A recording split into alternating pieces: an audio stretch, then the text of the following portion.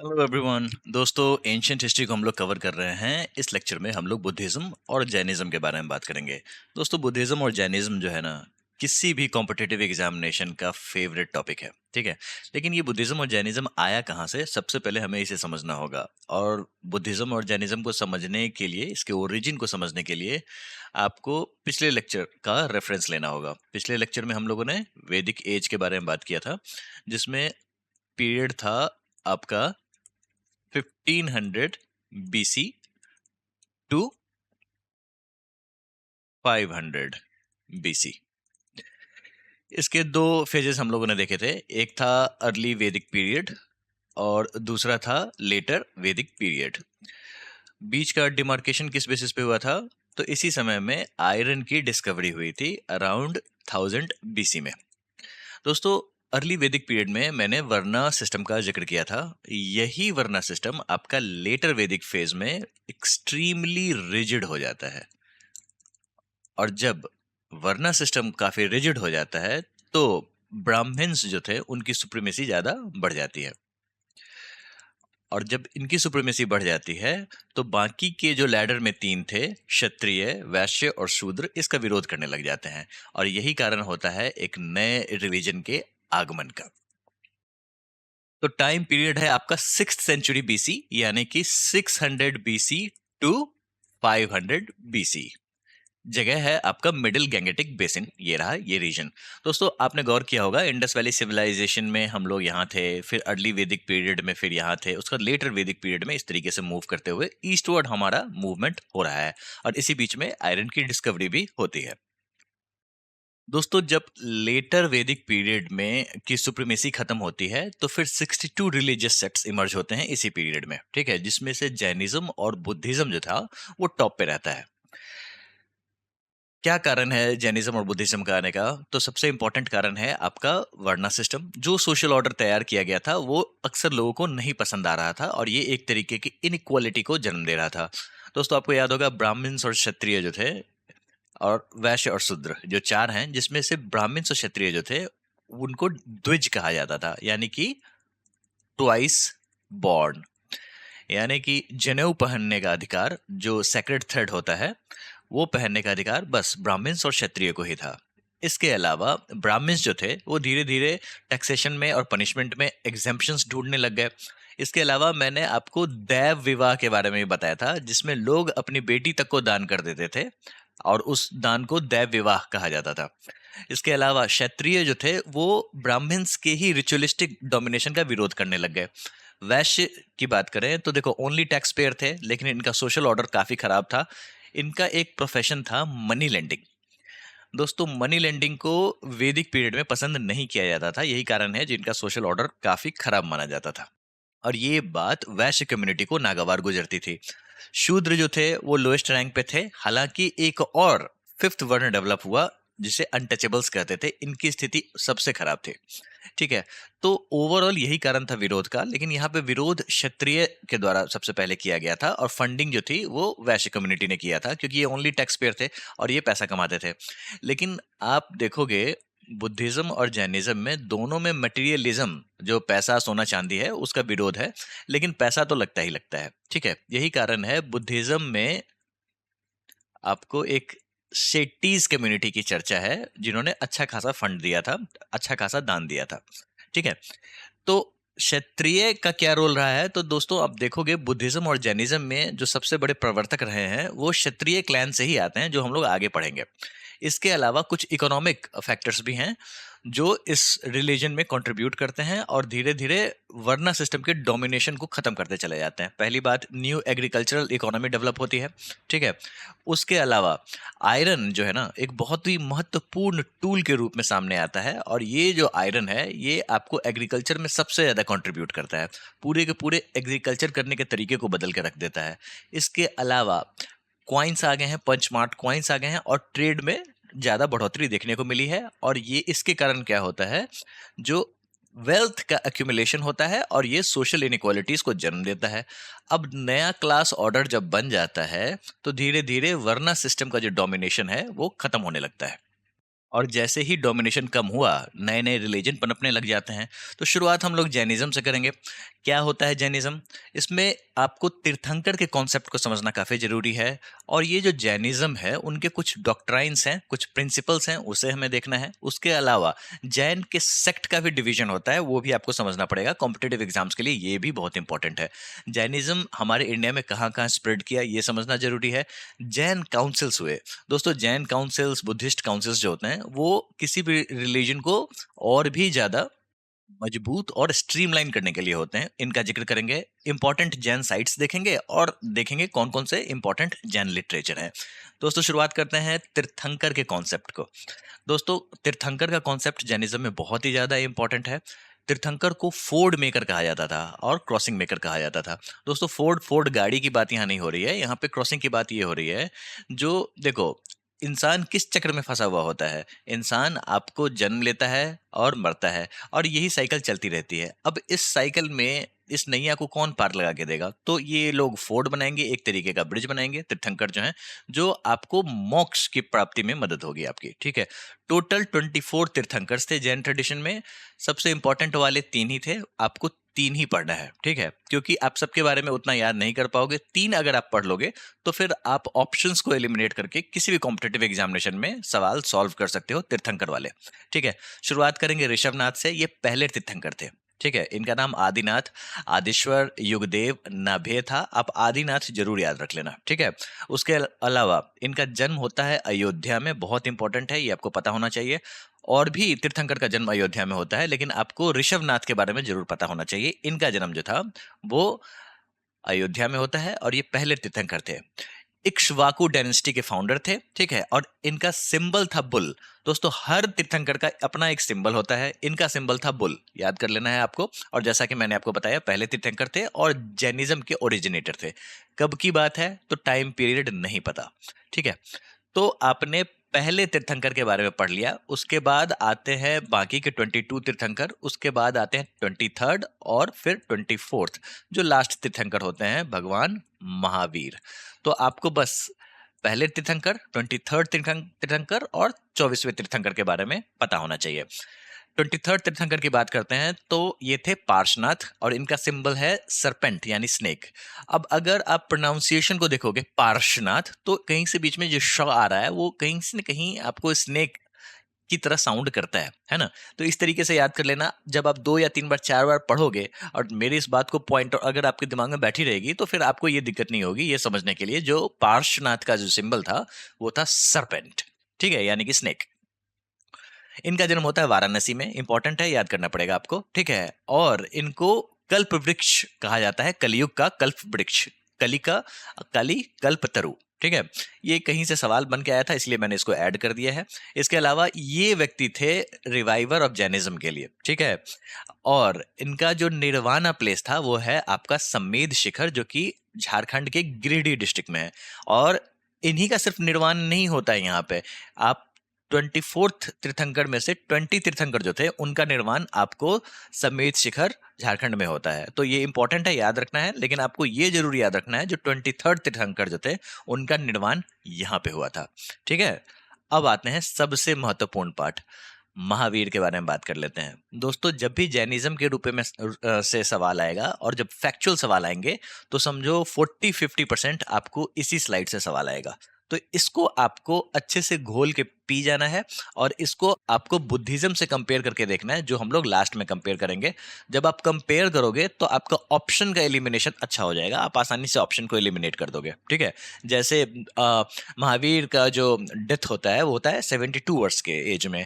गौतम बुद्ध का डेथ जो होता है वो 80 वर्ष की एज में होता है। तो यही सारे डिफरेंसेस हैं जो आपको पता होने चाहिए, और आपको सिमिलरिटी क्रिएट करते हुए डिफरेंसेस को समझना है। शुरुआत करते हैं भगवान महावीर से। इनका नाम था वर्धमान महावीर।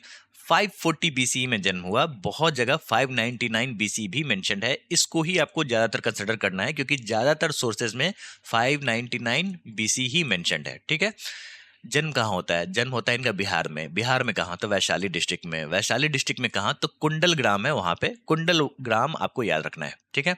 इनका सिंबल था लॉयन। तो आपने 3 तीर्थंकर के सिंबल देख लिए। पहला था बुल, दूसरा था स्नेक, और तीसरा था लॉयन। क्लैन कौन सा था? जैसा कि मैंने आपको बताया, बुद्धिज्म और जैनिज्म दोनों में क्षत्रिय क्लैन का बहुत ही बड़ा रोल है, ठीक है। और ये क्षत्रिय क्लैन थे, और क्षत्रिय क्लैन में भी आपको जंत्रिका क्लैन थे, ठीक है। पिता का नाम था सिद्धार्थ, मदर का नाम था त्रिशला। अब ये जो मदर थी वो लिच्छवी की राजा थे चेतक, उनकी सिस्टर थी। अब लिच्छवी के बारे में हम लोग महाजनपद में बात करेंगे, नेक्स्ट लेक्चर में बात करेंगे, ठीक है। और ये इंपॉर्टेंट है आपको समझना। देखो, हम लोगों ने इंडस वैली सिविलाइजेशन के बारे में पढ़ा, उसके बाद वैदिक पीरियड के बारे में पढ़ा, ठीक है। और अभी हम लोग बुद्धिज्म और जैनिज्म देख रहे हैं। लेकिन इसी बीच में महाजनपद का भी जन्म होता है। हम लोगों ने वैदिक पीरियड में जनपद की बात की थी। अब जनपद के ही कॉम्बिनेशन से महाजनपद निकल के आया, इसके बारे में हम लोग नेक्स्ट लेक्चर में बात करेंगे, ठीक है। अब जो भगवान महावीर की जो डॉटर थी, इनका नाम था प्रियदर्शना या फिर अन्नोजा, ठीक है। और इनसे शादी करते हैं जमाली, ठीक है। जमाली जो थे वो महावीर के दामाद थे, और पहले महावीर के डिसाइपल भी थे, ठीक है। पहले डिसाइपल भगवान महावीर के जमाली हुए, बाद में जाके इन्होंने विरोध भी किया था, ठीक है, और अलग भी हो गए थे। लेकिन पहले पहले डिसाइपल पे बहुत बार कॉम्पिटेटिव एग्जाम्स में सवाल आता है, नाम याद रखना पड़ेगा आपको, ये थे जमाली, ठीक है। और इनसे इनका जमा नहीं, और नहीं जमा होने के कारण ये बाद में इनका डिफरेंस हो गया, ठीक है। रेनन्सिएशन की बात कर लेते हैं दोस्तों। फादर के मरने के बाद, महावीर के फादर के मरने के बाद 30 की उम्र में ये घर बार छोड़ देते हैं। किसके साथ जाते हैं, निकलते हैं? तो मक्खली घोषाल। अब मक्खली घोषाल कौन थे? तो आजीविका सेक्ट के फाउंडर थे।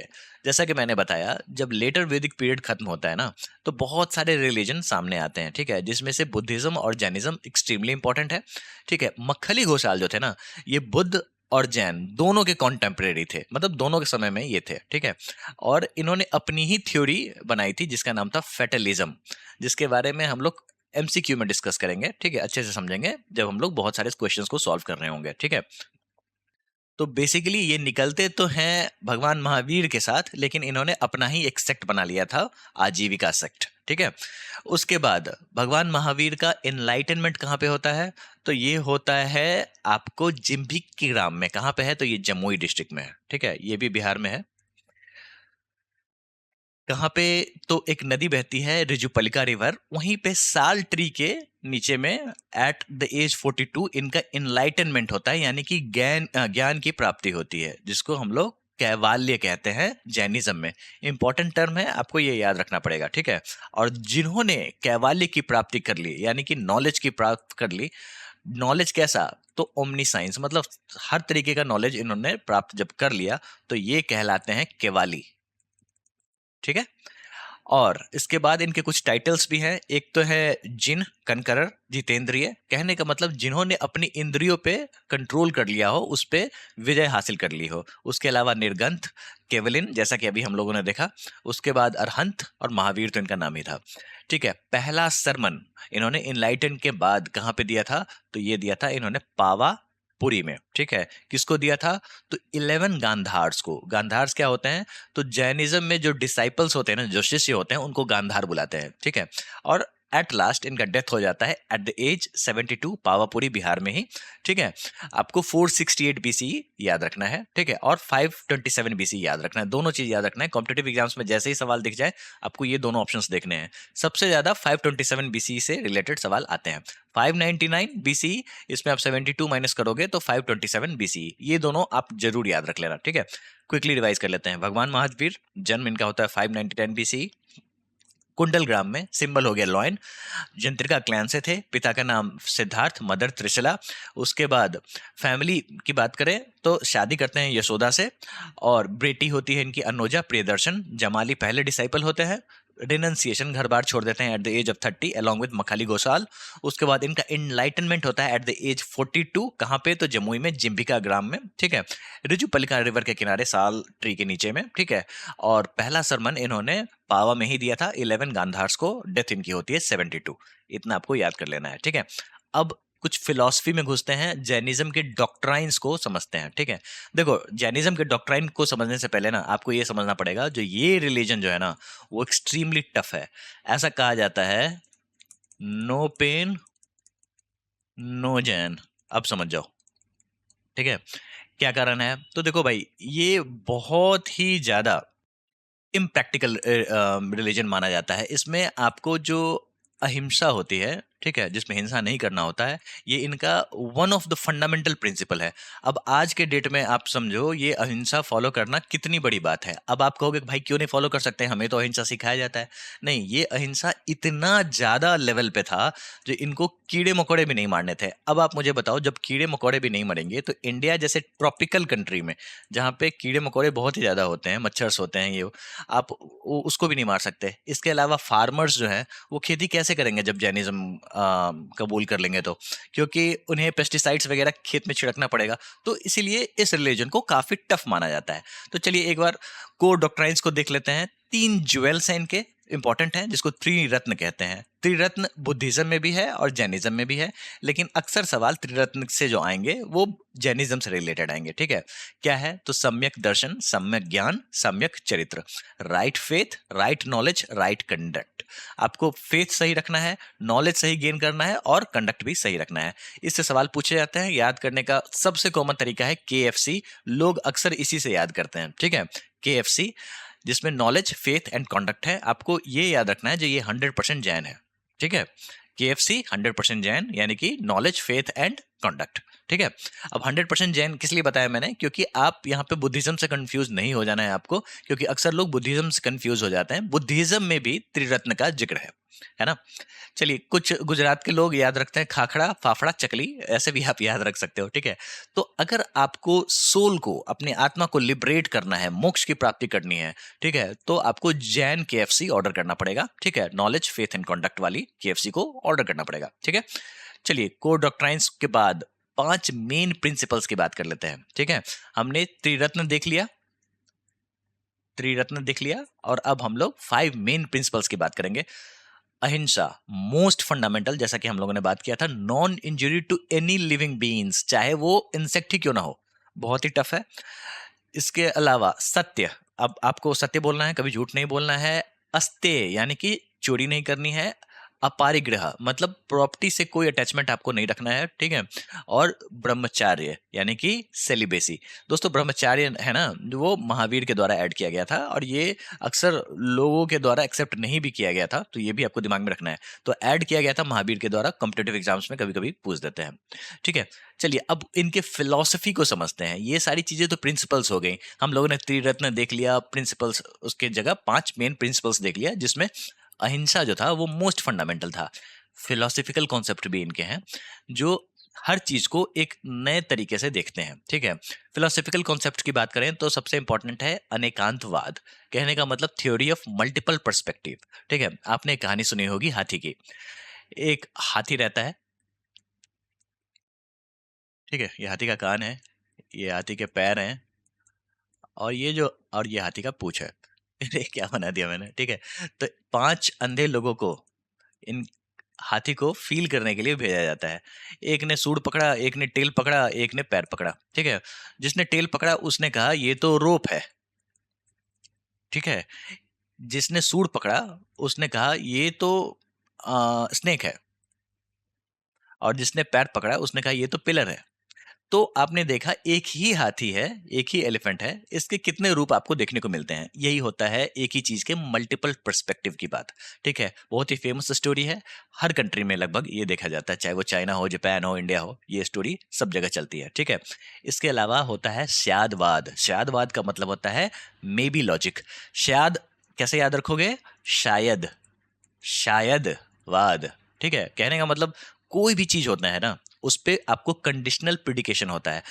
कोई भी चीज को आप डायरेक्टली यस और नो में नहीं बखान कर सकते हो, यहाँ पे कहीं ना कहीं मे बी लॉजिक लगाना पड़ता है, इसको कंडीशनल प्रिडिकेशन कहते हैं। ठीक है, उसके अलावा कर्मा थ्योरी। कर्मा थ्योरी क्या है, ट्रांसमाइग्रेशन ऑफ सोल की बात करती है, और आपका जो अभी जो कर्मा है, ठीक है, मतलब आप जो आज हो, ये आपके कहीं ना कहीं कर्मा में कॉन्सिक्वेंस ऑफ एक्शन का परिणाम है जो आज आप हो। ठीक है, उसके अलावा कैवाल्य। कैवाल्य क्या होता है, तो complete perfect knowledge, omniscience. और हम लोगों ने देखा था भगवान महावीर ने at the age 42 Jamui district में कैवाल्य की प्राप्ति की थी, एनलाइटनमेंट की प्राप्ति की थी। सल्ले खाना, सल्ले खाना क्या है, तो वॉलंटरी फास्टिंग अनटू डेथ। दोस्तों, ये बहुत, जैसा कि मैंने आपको बताया, नो पेन नो जैन। सल्ले खाना क्या है ना, जो मोक्ष का एक ऐसा रास्ता बनाती है, मोक्ष का एक ऐसा रास्ता बनाती है जिसमें आदमी बिना कुछ खाए मोक्ष को प्राप्त करता है, यानी कि भूखे रहते रहते अपने प्राण त्याग देता है। इसीलिए मैं इसको सबसे टफेस्ट रिलीजन मानता हूँ। ठीक है। सल्ले खाना को संथारा भी कहते हैं। ठीक है। सल्ले खाना संथारा कॉम्पिटेटिव एग्जाम्स में पूछते हैं, अक्सर न्यूज में भी ये बना हुआ रहता है, क्योंकि ये एक तरीके का ऐसा प्रैक्टिस है जो बहुत ही ज्यादा टफ है ना। तो दोस्तों, हम लोगों ने जैन की फिलॉसफी को समझ लिया। इससे पहले हम लोगों ने डॉक्ट्राइन्स एंड प्रिंसिपल्स को भी देख लिया, है ना। अब बात करते हैं जैन के डिवीजन की। जैन के डिवीजन की कहां से बात आ गई? तो देखो, ऐसा है ना, जब जैनिज्म आया था, 24th तीर्थंकर जो थे भगवान महावीर, उन्होंने अच्छे से जैन का प्रचार किया, और उसके बाद से कोई तीर्थंकर नहीं हुए। लेकिन डिवीजन कैसे होता है? डिवीजन होता है चंद्रगुप्त मौर्य के रीजन के समय में, जिसके बारे में हम लोग मौर्यन एम्पायर जब पढ़ेंगे तो उसके बारे में बात करेंगे। यहाँ पे सिर्फ और सिर्फ जैनिज्म और बुद्धिज्म के बारे में हम लोग समझ रहे हैं। चंद्रगुप्त मौर्य के समय में मगध में यहाँ के रूलर थे। चंद्रगुप्त मौर्य जो थे वो मगध के रूलर थे। वहां पे 12 साल का ग्रेट फेमाइन आता है। ठीक है। और जब ये ग्रेट फेमाइन आता है तो इसमें एक व्यक्ति होते हैं भद्रबाहु। वो क्या करते हैं, वो मगध को त्याग कर चल पड़ते हैं साउथ इंडिया की ओर। ठीक है। लेकिन एक व्यक्ति थे स्थूल भद्र, वो मगध में ही रह जाते हैं। 12 साल बाद जब ये रिटर्न होते हैं मगध, तो उन्होंने देखा जो एक तरीके का डिफरेंस क्रिएट हो जाता है। किस तरीके का डिफरेंस क्रिएट हो जाता है? तो जो स्थूल भद्र जो होते हैं, उनको कहते हैं हम लोग श्वेतांबर, जैसा कि आप यहाँ पे इमेज में देख सकते हैं। और जो भद्रबाहु लेके गए थे अपनी टीम को, ठीक है, वो हो जाते हैं दिगंबर। मतलब इनकी क्लोथिंग जो होगी दिगंबर की होगी, वो होगी स्काई। ये स्काई को ही अपनी क्लोथिंग मानते हैं, और यही कारण है इनको स्काई क्लैडेड भी कहते हैं। ठीक है। ये श्वेतांबर के भगवान हो गए इस तरीके से, और ये हो गए दिगंबर के भगवान। अब फटाफट श्वेतांबर और दिगंबर के बीच के डिफरेंस को समझ लेते हैं, और आप इसको याद कैसे रखोगे वो भी मैं आपको बता दूंगा। ठीक है। कॉम्पिटेटिव एग्जाम्स में इससे भी सवाल पूछे जाते हैं। सबसे पहली बात, दिगंबर का मतलब होता है स्काई क्लैड, यानी कि न्यूड, नंगे होते हैं। ठीक है। इन्होंने कपड़े का त्याग कर दिया होता है, कंप्लीट न्यूडिटी ये फॉलो करते हैं जो मंक होते हैं।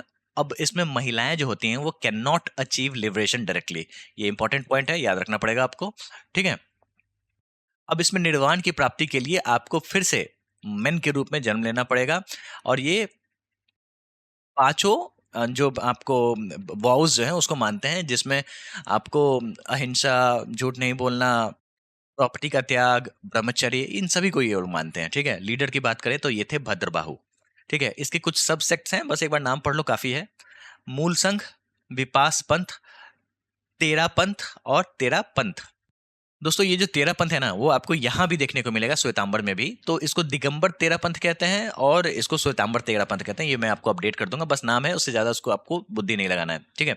आते हैं श्वेतांबर की बात कर लेते हैं। व्हाइट क्लैडेड, ठीक है, व्हाइट कलर के कपड़े पहनते हैं, और यही कारण है इसमें महिलाएं जो हैं वो लिबरेशन इनको मिल सकता है, इसके थ्रू, श्वेतांबर के थ्रू मिल सकता है। और ये 4 वॉज ही फॉलो करते हैं, एक्सक्लूडिंग ब्रह्मचर्य। अब भगवान महावीर ने ब्रह्मचर्य ऐड किया था, जो कि इन लोगों के लिए टफ है फॉलो करना, इसलिए ये लोग 4 ही फॉलो करते हैं। लीडर की बात करें तो स्थूल भद्र।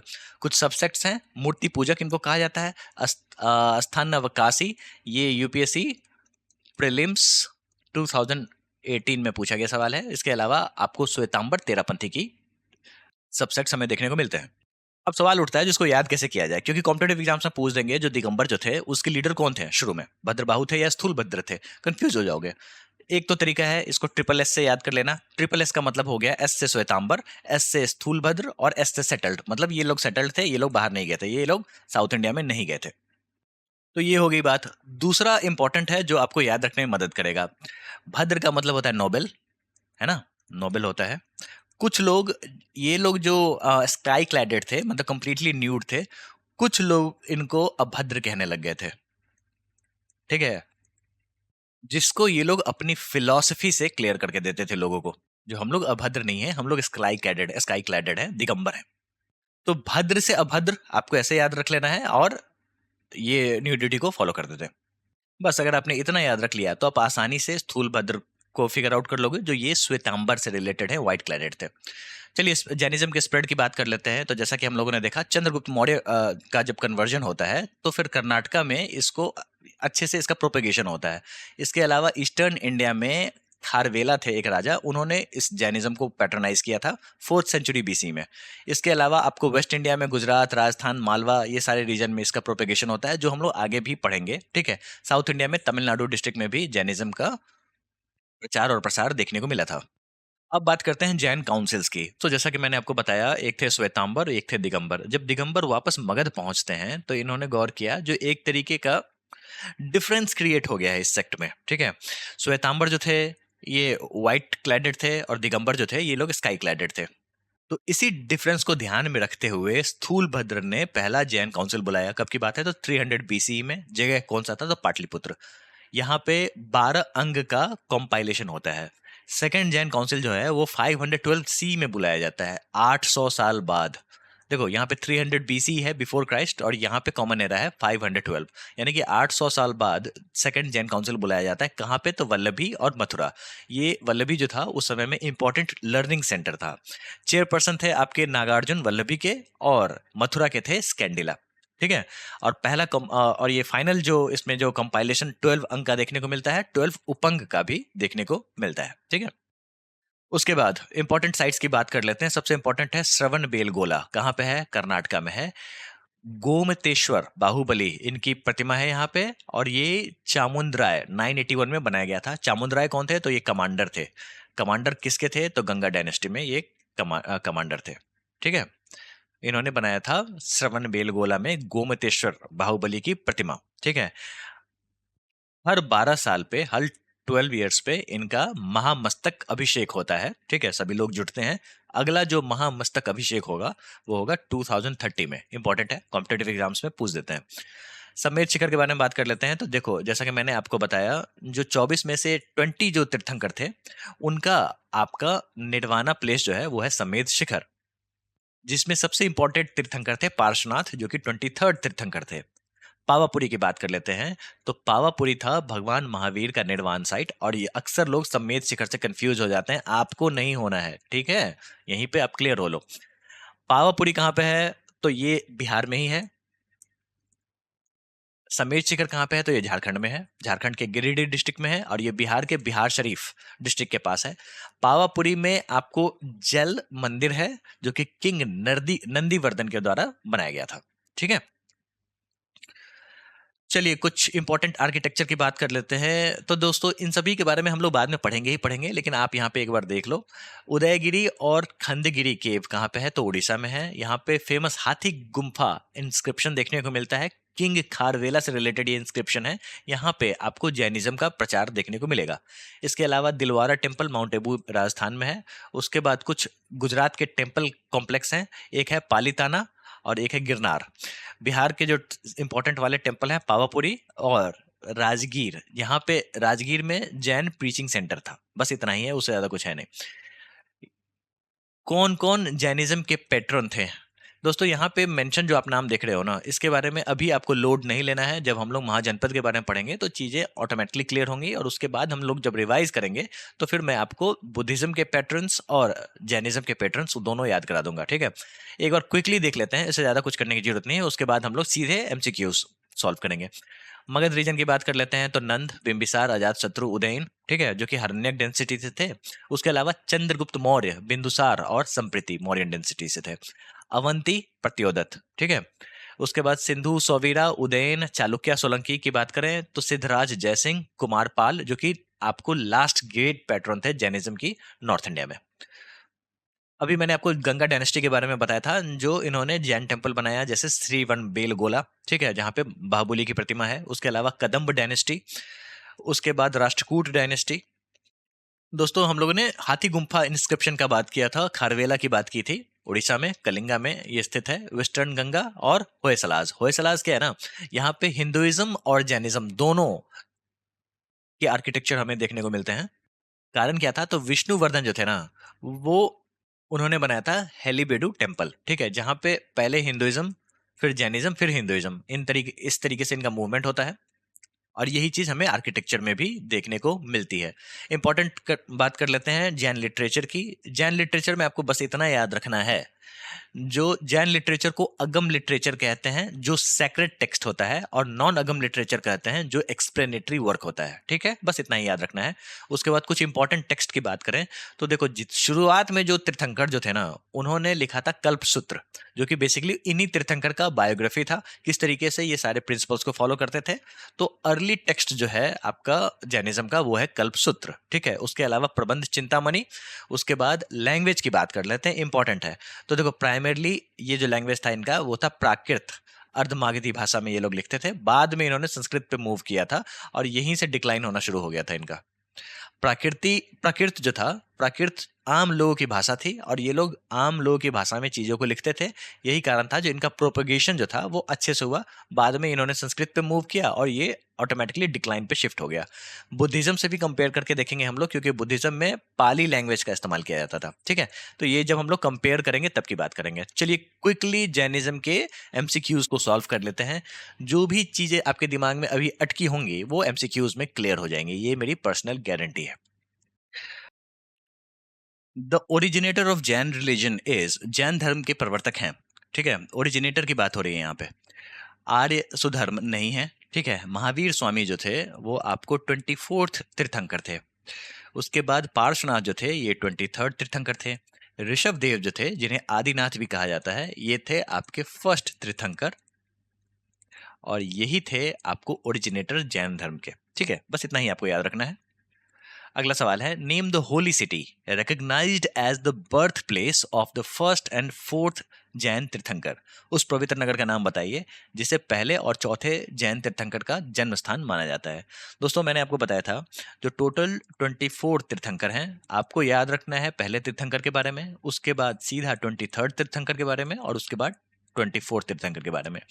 तो अगर आपको पहले तीर्थंकर के बारे में पता होगा, इनके बर्थ प्लेस के बारे में पता होगा, तो फिर आप फोर्थ जैन तीर्थंकर के बारे में भी बता पाओगे। जैसा कि सवाल देख रहे हैं, बात यहाँ पे अयोध्या की हो रही है। अयोध्या में सिर्फ एक ही तीर्थंकर का जन्म नहीं हुआ, 4-5 तीर्थंकर का जन्म हुआ। इंपॉर्टेंट है आपको ऋषभ देव, जिन्हें आदिनाथ भी कहा जाता है। बस इतना अगर आप याद कर लेते हो तो फिर काफी है। तो इसीलिए अयोध्या जो है वो सिर्फ भगवान राम की जन्मस्थली ही नहीं है, श्वेतांबर जो सेक्ट हैं जैनिज्म के, उनका भी एक इंपॉर्टेंट पिलग्रिमेज साइट है। पार्श्वनाथ की बात कर लेते हैं। द जैन तीर्थंकर was associated mainly with which of the following places. Parshvanath Jain तीर्थंकर मुख्य रूप से निम्नलिखित में से किस स्थान से जुड़े थे? दोस्तों, पार्श्वनाथ जो थे 23rd तीर्थंकर, उनका जन्म होता है वाराणसी में। यही पूछा जा रहा है, बस आपको इतना ही पता करना है। इसके अलावा पार्श्वनाथ का जो निर्वाण होता है वो होता है समेद शिखर। कहाँ पे है ये? तो ये है गिरिडीह डिस्ट्रिक्ट, झारखंड में। ठीक है, तो बस आपको दो चीजें याद रखनी है, वाराणसी और समेत शिखर, जब बात होगी 23rd तीर्थंकर पार्श्वनाथ की। सिंबल की बात करें तो इनका सिंबल था स्नेक, याद करो। यहाँ पे आपको दो लिस्ट दी गई हैं, आपको मैच करना है करेक्ट ऑर्डर में। आदिनाथ, जैसा कि मैंने आपको बताया, बस अगर आप 3 तीर्थंकर के बारे में पढ़ लेते हो तो आपका काम हो जाएगा। आदिनाथ, जिन्हें ऋषभ देव भी कहा जाता है, इनका सिंबल था बुल। उसके बाद मल्लीनाथ के बारे में नहीं मालूम होगा, मैंने बताया भी नहीं था। उसके बाद पार्श्वनाथ की बात कर लेते हैं। पार्श्वनाथ का था सिंबल स्नेक। और संभवनाथ, जिनके बारे में मैंने नहीं बताया था। तो आपने देखा ए का 1 है और सी का 3 है। तो आपका ऑप्शन देखो, ए का 1, ए का 1। ठीक है, तो बाकी के 2 ऑप्शन चले गए। सी का 3 यानी कि पहला option 1432 is the right option. बस इसी से आपका काम हो जाएगा। Where was Mahavir Swami born? Mahavir Swami का जन्म कहाँ हुआ था? दोस्तों, महावीर स्वामी का जो जन्म था वो वैशाली डिस्ट्रिक्ट में हुआ था, बिहार में, कुंडल ग्राम में। ठीक है, कब हुआ था वो भी इंपॉर्टेंट है। कहीं पे 540 बीसी का मेंशन है, ये कम मेंशन है, और ज्यादातर मेंशन है आपका 599 बीसी। और इनका जो डेथ होता है at the age of 72 years, कहाँ पे? 527 बीसी में बिहार में एक जगह है पावापुरी, वहां पे। और यहाँ पे जल मंदिर भी बनाया गया था। बस इतना याद रख लेना है।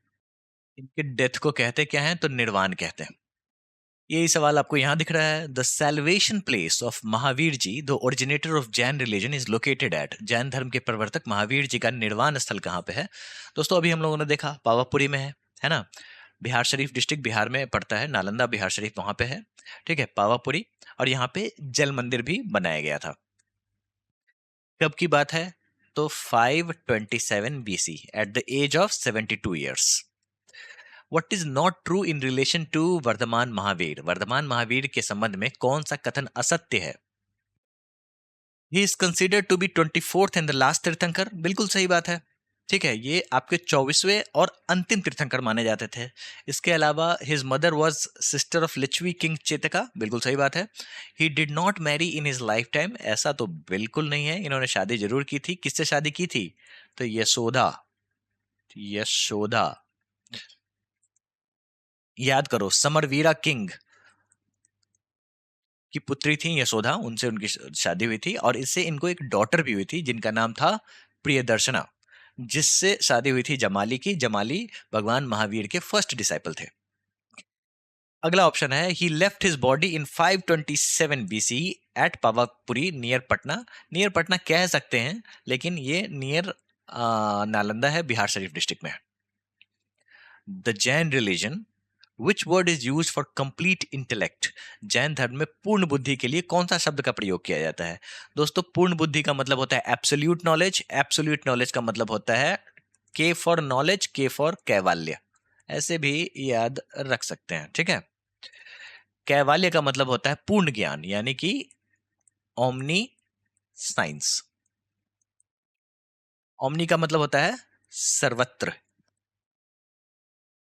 ओमनीवोरस सब कुछ खाने वाला, ओमनी डायरेक्शनल हर डायरेक्शन वाला। सिमिलरली ओमनी साइंस यानी कि सर्वत्र ज्ञानी, पूर्ण ज्ञान, सर्वज्ञता जिसको कहते हैं। इनफाइनाइट नॉलेज, आपको सब आता है, ठीक है, और जब आप कैवाल्य को हासिल कर लेते हो तो हो जाते हो आप कवाली। इसके अलावा और भी ऑप्शंस देख लेते हैं। निर्वाण क्या होता है? तो निर्वाण होता है आपका मोक्ष, लिबरेशन जिसको कहते हैं ना, लिबरेशन। उसके अलावा त्रिरत्न का हम लोगों ने ऑलरेडी जिक्र कर दिया था, ठीक है, थ्री ज्वेल्स, जो बुद्धिज्म में भी देखने को मिलता है और जैनिज्म में भी देखने को मिलता है। और क्या था? 100% जैन केएफसी। केएफसी का मतलब हो गया नॉलेज, फेथ एंड कंडक्ट, ठीक है। उसके बाद जिन, जिन का मतलब क्या होता है? तो जिन का मतलब होता है कनकरर, ठीक है, इनर पैशंस को, अपने अपने इंद्रियों पे काबू कर लेना, जितेंद्र कहलाते हैं, है ना। तो जिन का मतलब हो गया कनकरर, जो कनकर कर लेते हैं ना, उनको कनकरर कहते हैं। On the banks of which river did Mahavir Swami attain enlightenment? Mahavir Swami ने किस नदी के तट पर अपने ज्ञान की प्राप्ति की थी? तो इन्होंने रिजुपलिका जो रिवर है, कहाँ पे है? तो ये है जिम्बिक ग्राम में, जो कि है आज के डेट में जमुई डिस्ट्रिक्ट। कहाँ पे है? तो बिहार में। यहीं पे इन्होंने एनलाइटनमेंट की प्राप्ति की थी, ज्ञान की प्राप्ति की थी। कॉम्पिटेटिव एग्जाम्स में पूछते हैं किस एज में किया था? तो 42 के एज में किया था, ठीक है। और इन्होंने 12 साल तक कठिन तपस्या की थी, उसके बाद 42 के एज में जाके इनको एनलाइटनमेंट, निर्वाण की प्राप्ति हुई थी। ठीक है, बस इतना ही आप याद कर लीजिए, काफी है। हाँ, और पीरियड की बात कर लें तो 557 BC, ठीक है। विच फिलोसफी एक्सेप्ट त्रिरत्न? त्रिरत्न कौन से फिलोसफी का पार्ट है? अब ये सवाल थोड़ा सा कंफ्यूजिंग है, ठीक है। देखो, जैनिज्म में हम लोगों ने त्रिरत्न देखा, इसके अलावा बुद्धिज्म में भी होता है, ठीक है। और जैनिज्म की बात करें, 100% जैन, केएफसी। केएफसी यानी कि नॉलेज, फेथ एंड कंडक्ट, यही है त्रिरत्न, ठीक है। इसके अलावा बुद्धिज्म में भी त्रिरत्न देखने को मिलता है, बुद्ध, धम्म और संघ, जिसके बारे में हम लोग बाद में बात करेंगे। जैसा कि मैंने आपको बताया, बुद्धिज्म और जैनिज्म जो था ना, वो लगभग आसपास के पीरियड की चीज ही थी। तो बहुत सारी चीजें आपको देखने को मिलती हैं, जैसे अहिंसा, दोनों में देखने को मिलता है। लेकिन अहिंसा जो जैनिज्म का है, वो उनका फंडामेंटल और कोर प्रिंसिपल था, जो कि काफी रिजिड था।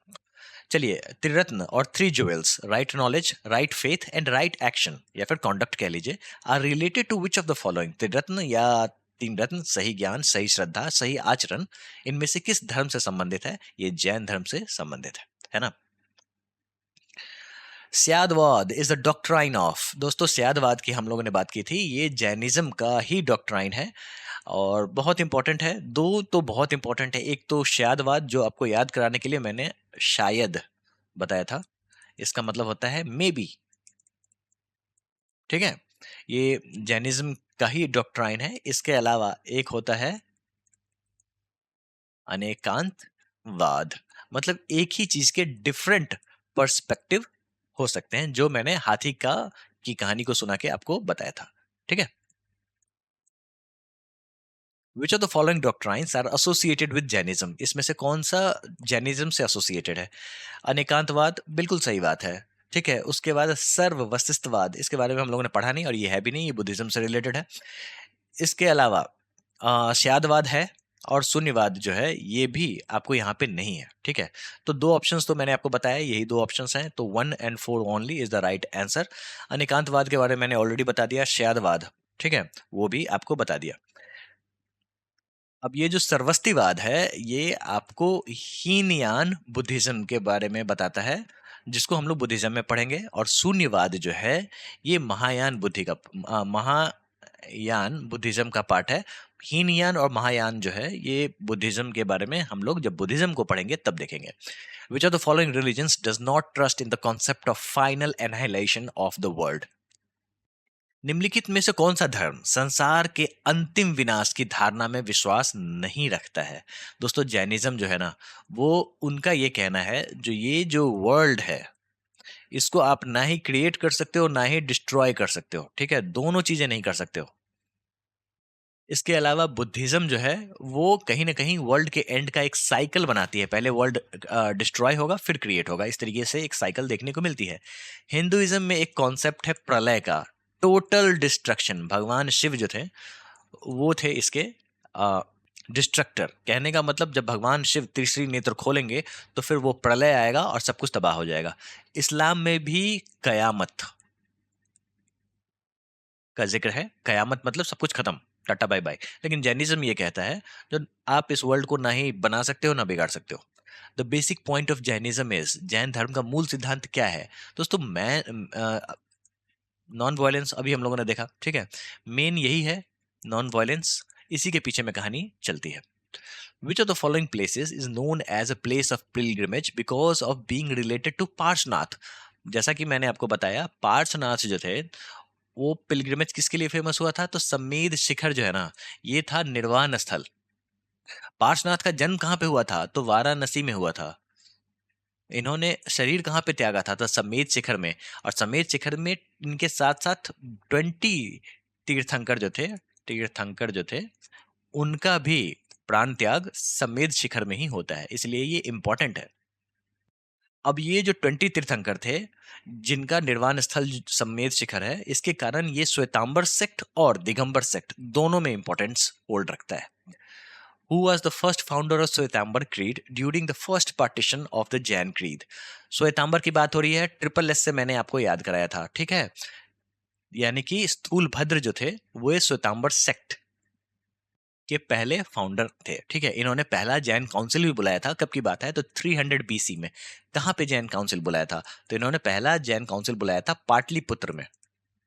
और इससे हुआ क्या था? तो इससे हुआ ये था, जो 12 अंग का कंपोजिशन होता है। श्वेतांबर का मतलब क्या हुआ? श्वेत यानी कि व्हाइट, अंबर यानी कि क्लैडेड।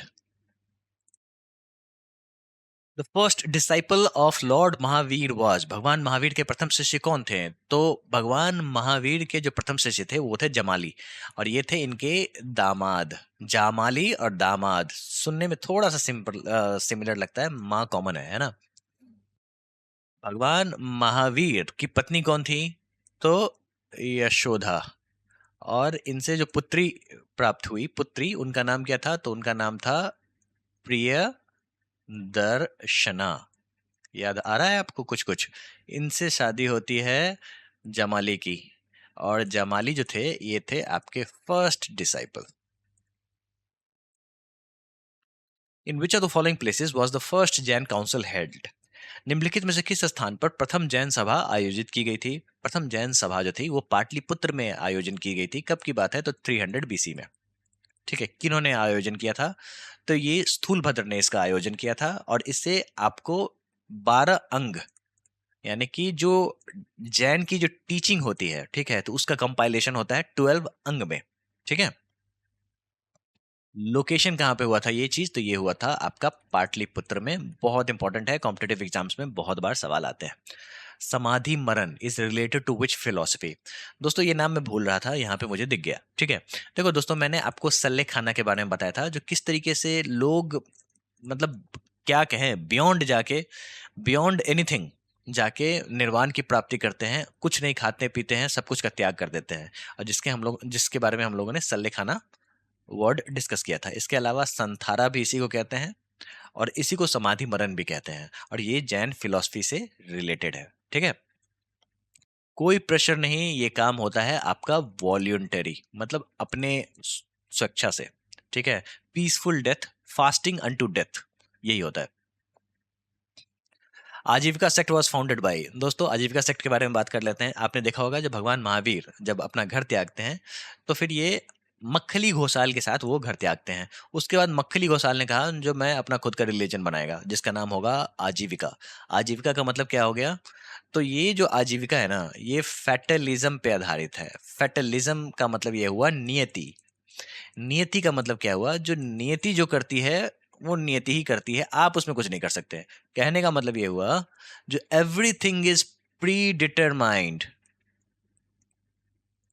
आप कितना भी पुण्य कर लो, कितना भी पाप कर लो, कोई फर्क नहीं पड़ता। इट इज प्री डिटरमाइंड, ठीक है। तो कर्मा जो है, karma has nothing to do with your salvation. निर्माण नहीं मिलेगा कर्मा से, ठीक है।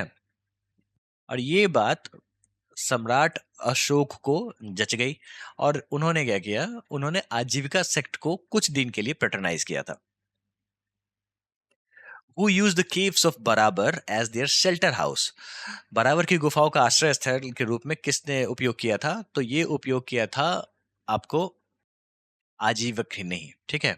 अब देखो इसका ये खासियत क्या है ना जी, ये बहुत ही चिकना बनाया गया है। ये जो गेट है ना, इसको कहते हैं, ये जो केव है इसको लोमस ऋषि केव कहते हैं। ये बराबर की गुफाओं का ही पार्ट है। अब यहाँ पे आजीविका लोग रहते थे। खासियत ये थी, जो ये काफी चिकना करके इन्होंने दिया था, बहुत ही, मतलब रॉक आर्किटेक्चर का एक अद्भुत सा मिसाल पेश करके इन्होंने दिया था। किन्होंने दिया था? तो सम्राट अशोक ने दिया था। तो rock cut architecture with highly polished interiors के साथ इन्होंने दिया था। विद रेफरेंस टू आजीविका कंसिडर द फॉलोइंग स्टेटमेंट। आजीविकाओं के संदर्भ में निम्नलिखित कथनों पर विचार करें। Makkhali Ghoshal was prominent teacher in this sect, बिल्कुल सही बात है। आजीविका मतलब मक्खली घोषाल, बस इतना ही आपको याद रखना है। आजीविका बिलीव इन फेटलिज्म, यानी कि नियति पे विश्वास रखती थी, ठीक है, ये बात भी सही है, यानी कि दोनों बात बिल्कुल सही है। इसके बारे में हम लोगों ने ऑलरेडी डिस्कस कर लिया है। Which one of the following statement is not correct? इसमें से कौन सा कथन सही नहीं है? The statue of Gommateshwara at Shravanabelagola represents the last tirthankar of Jain. नहीं दोस्तों, ये बात नहीं है, ये बात मैं आपको बताना भूल गया। तो देखो जो स्टैचू बना हुआ है ना गोमतेश्वर में, बाहुबली का, तो ये बाहुबली कौन थे? तो बाहुबली पहले जो तीर्थंकर थे, ऋषभ देव, उनके बेटे थे, सन थे। इंपॉर्टेंट है, याद रख लेना, ठीक है। तो लास्ट तीर्थंकर से इसका कोई लेना देना नहीं है, तो पहला ऑप्शन हो गया गलत। दूसरा है इंडिया का largest Buddhist monastery is in Arunachal Pradesh, बिल्कुल सही बात है, इसको तवांग मोनेस्ट्री कहते हैं। और जब हम लोग बुद्धिस्ट साइट के बारे में पढ़ेंगे तो ये सारी चीजें देखेंगे, ठीक है। Khajuraho temples were built under the Chandela king, बिल्कुल सही बात है। जब हम लोग टेम्पल आर्किटेक्चर के बारे में पढ़ेंगे तो ये सारी चीजें देखेंगे।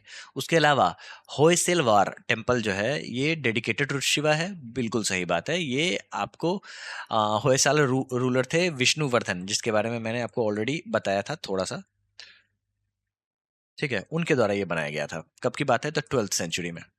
जब समय आएगा, जब हम लोग 12th सेंचुरी तक पहुंचेंगे तो ये सारी चीजें देखेंगे। अभी हम लोग कहाँ पे हैं? तो अभी हम लोग 6th सेंचुरी की बात कर रहे हैं, तो अभी है, समय है। अगला सवाल है, who built the Gomateshwara temple at Shravanabelagola?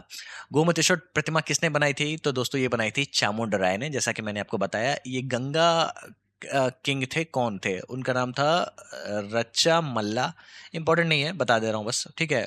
किन्होंने बनाया था वो इंपॉर्टेंट है, चामुंडराय। और ये थे क्या? तो ये थे कमांडर। कमांडर थे, मिनिस्टर थे, यही थे। इन्होंने बनाया, कब बनाया था वो इंपॉर्टेंट है। तो ये इन्होंने बनाया था 981 एडी में, ठीक है? 981 एडी में ये बनाया गया था। कहाँ पे है ये? तो ये है कर्नाटका में। और इसके अलावा और क्या समझना है? हाँ, ये कितने फीट का है? तो ये है 57 फीट का। कभी कभी कॉम्पिटेटिव एग्जाम्स में पूछ देते हैं, तो ये भी आपको याद कर लेना है, ठीक है? 57 फीट का है गोमतेश्वर टेम्पल। यहाँ पे होता है महामस्तक अभिषेक। ये एक तरीके का रिचुअल है जिसमें 12 साल में एक बार होता है ये। और इसमें भगवान जो गोमतेश्वर हैं, उनको दूध, सैफरन, मिल्क, ये जो होता है ना, इन्हीं से नहाया जाता है, ठीक है? जिसको महामस्तक अभिषेक कहते हैं। देखो आगे सवाल आ गया। Mahamastakabhisheka, a great religious event, is associated with and done for who of the following? किसके लिए किया जाता है? तो बाहुबली, है ना? चलिए बुद्धिज्म की बात कर लेते हैं। आपने जैनिज्म को अच्छे से समझ लिया, आपने जब जैनिज्म के सारे एमसीक्यूज भी सॉल्व कर लिए। इतने अगर एमसीक्यूज अगर आप सॉल्व कर लेते हो तो जैनिज्म का कॉन्सेप्ट आपका अच्छे से बिल्ड हो जाता है। एग्जामिनेशन के लिए ये काफी होगा।